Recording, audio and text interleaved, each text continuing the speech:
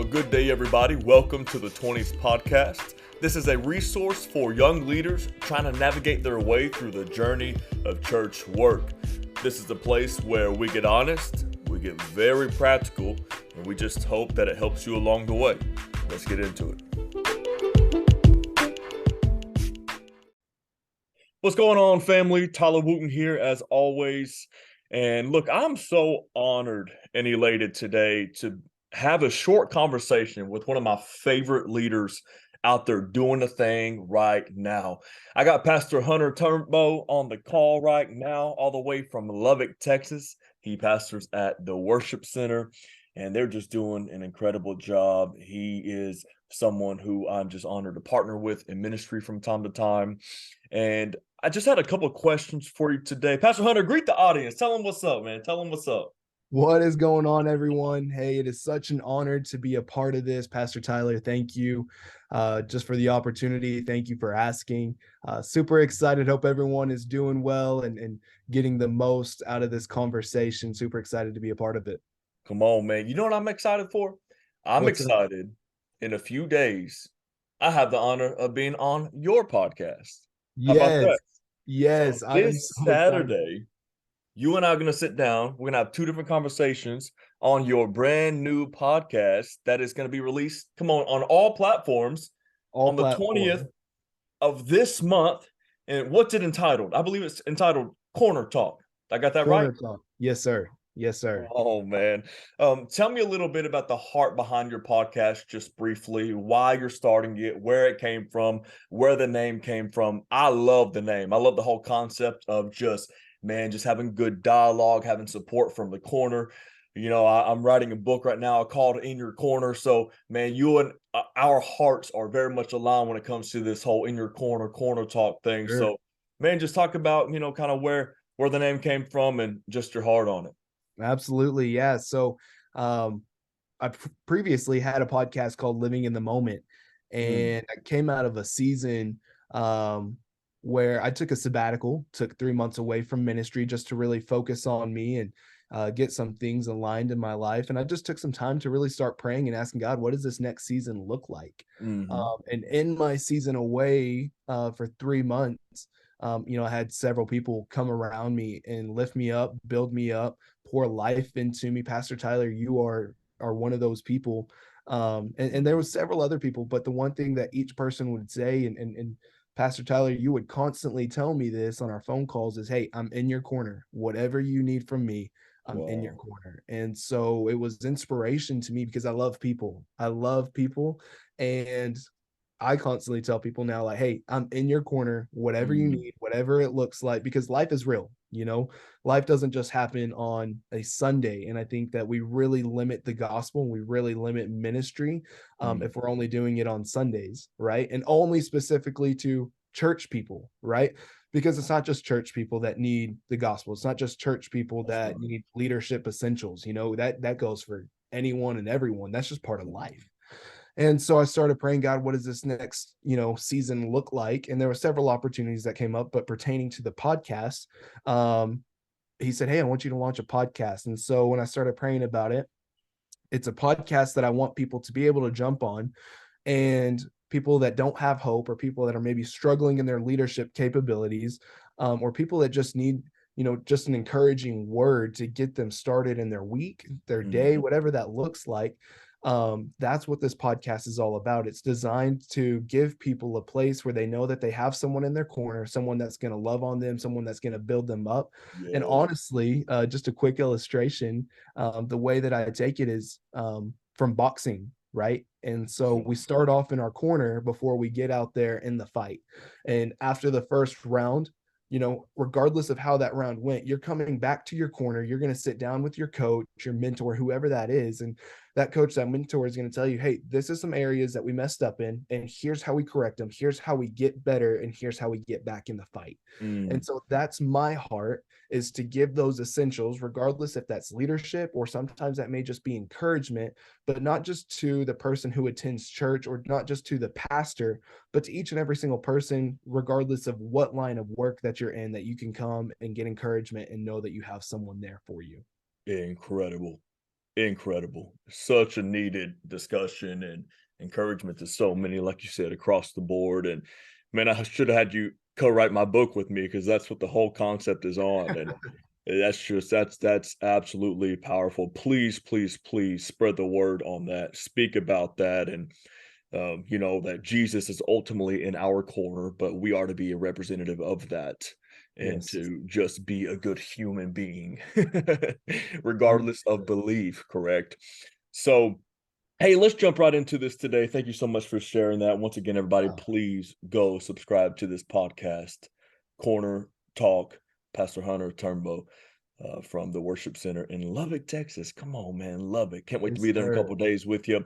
Hey, I asked you, hey, Pastor, would you just give us a couple leadership essentials? And I know that this, probably isn't just for your 20s, because any leadership principle and conviction that you live by, of course, it can go for the 88-year-old person that, we pastor as well. But just let's just break down together, and I want to hear your thoughts on this. A couple of leadership, principles or essentials, convictions, pursuits, whatever you want to call it, that you would say that no matter what, I'm living by.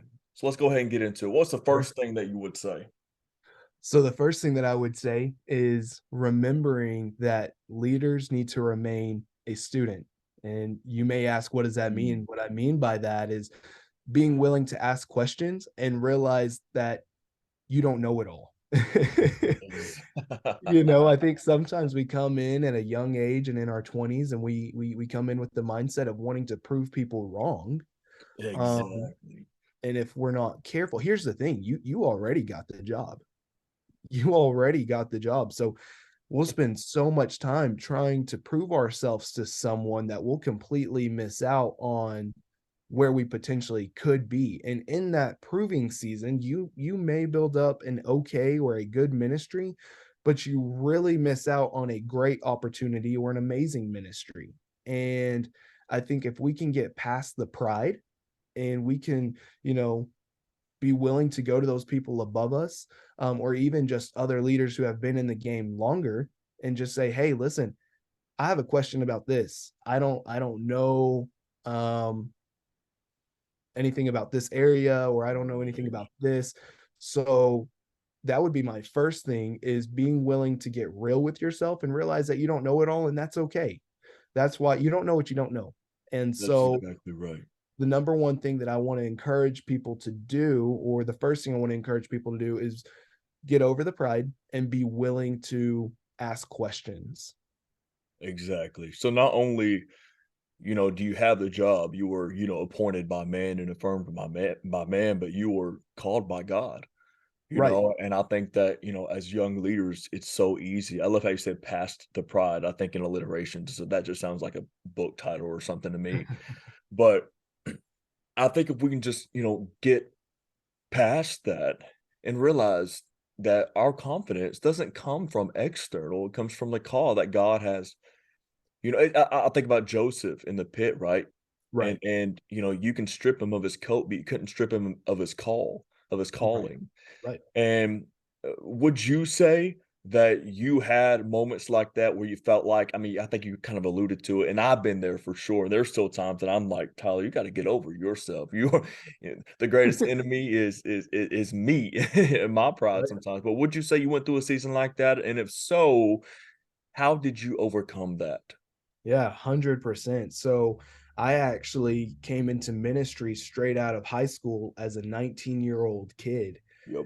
And I was 19 years old, trying to lead a ministry of older people, for lack of better terms. Yep. So I was the guest experience pastor, and so guest experience, is going to be the face of the church, because now we know that sermons aren't the only thing that keep people in church, especially now because we have online.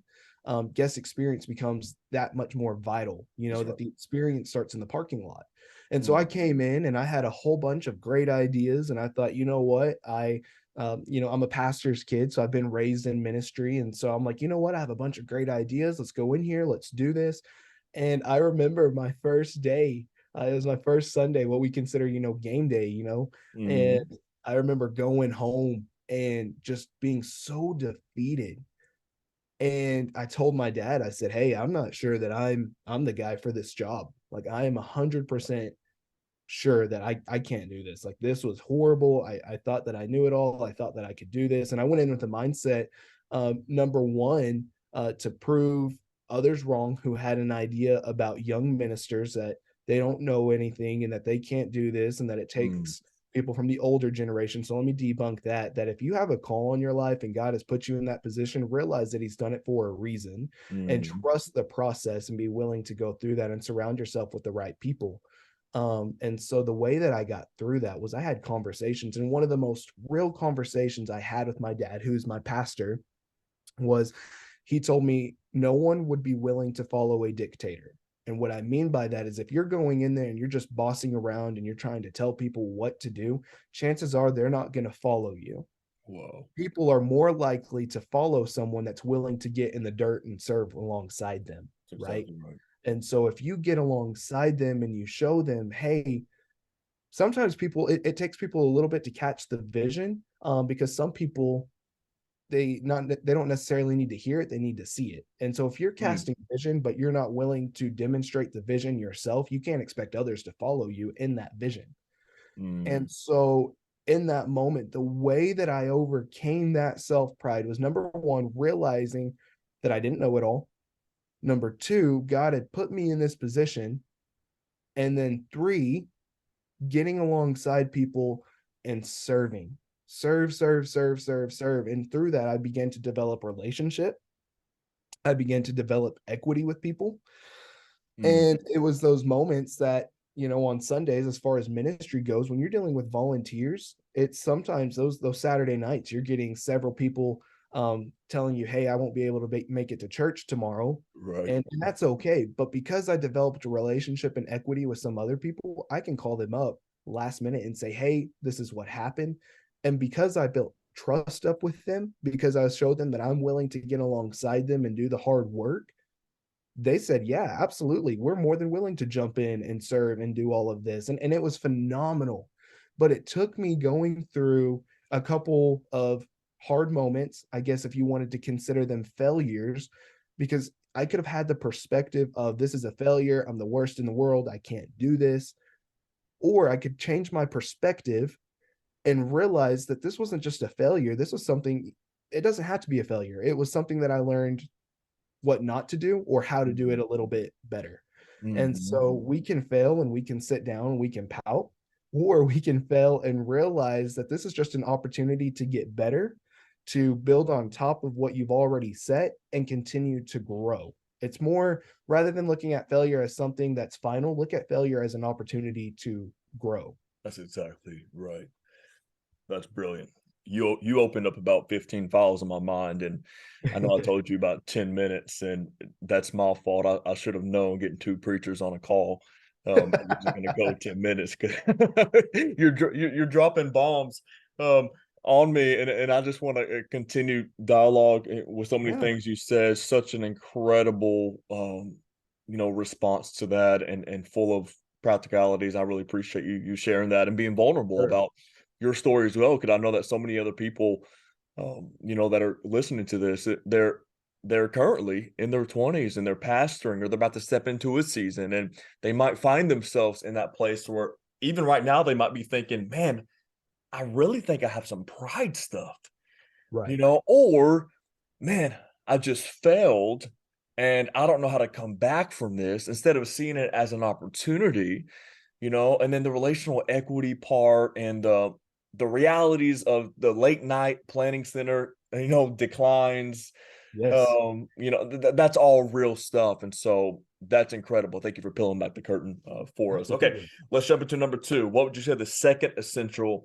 And by the way, I love this word essential because you know I think sometimes when we hear essential, we're thinking, okay, the bare minimum. What's the couple things? And then I hear essential, the other half of the time, and I'm thinking, man, there's like 38 essentials. Like, where do I even start? Right. Right. So thanks for just, and by the way, for those of you listening, I texted him probably, I don't know, 45 minutes ago. I said, hey, do you mind if I record a conversation here in a little bit with us? Are you open today? And so thanks for just jumping right into this, man. And absolutely Absolutely. incredible. So the second thing, what would you say? The second thing is I would say take necessary risk. And the reason that I say necessary risk is because you have to define those risks, right? Sometimes risk can be a bad thing, but sometimes risk are a great thing Mhm. because it's the leaders that take risk that are willing to grow. And kind of going back to what we were saying is failure does not have to be final. Failure is an opportunity to continue to build off of the foundation that you set and the foundation that you laid, and you can continue to grow. So take the risk. It's the people, the leaders that, and this is completely okay. So let me go ahead and start off before I make this statement. The statement, it is 100% okay to do this.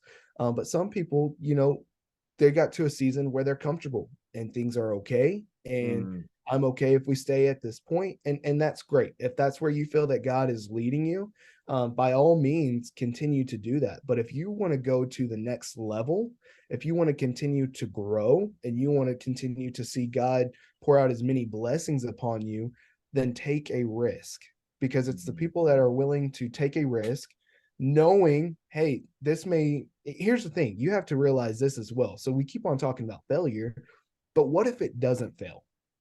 What if it actually continues to grow? What if it blows up? What if something really great comes out of it? And out of that, you're able to build on something absolutely amazing. And so I've said failure a couple times because I just want people to hear this. Like my heart behind it is failure doesn't have to be final. Like I really just want to hit hard on that. Failure doesn't have to be final. that's But right. the other side of it is what if? What if it doesn't fail? What if it grows beyond what you had ever dreamed of and imagined? And so I think so many times in our 20s, I know here at the worship center and Pastor Tyler, I know people that you've pastored and people that you've led. Um, this is a safe place to fail, a Mm, 100% safe place to fail. Like we get in trouble here at the worship center if we're not doing anything at all. that's right. It's not the fact that you failed, it's that you didn't do anything or try anything at all to get better. And Jeez. so I want to encourage that person, whether you're in your 20s, late 20s, early 20s, mid 20s, or you just now got started out in ministry, whatever that looks like, be willing to take those risks and trust that God's going to catch you on the back end. I guarantee you that the people that are over you, your leaders, your mentors, your pastors, spiritual fathers, whatever that is, are going to be proud of you for just being willing to get up and do something different that hasn't been done. And now we Mm, for sure have something to continue to grow off of and continue to build off of. So, number two, I would say take risk. that's incredible. My son, he's almost 2. He's been walking for, over a year now or so. And man, I'll never forget when he was trying to figure out how to walk, and I was so proud that he would stand up and take a couple steps and stumble over. And of course, I would catch him. But I just remember my father's heart being, warmed when he Right. would try, and then he would try again, and eventually he got it. And I would Yeah. rather him try too much, you know. And I had a pastor tell me one time, he told the whole staff, he said, I'd rather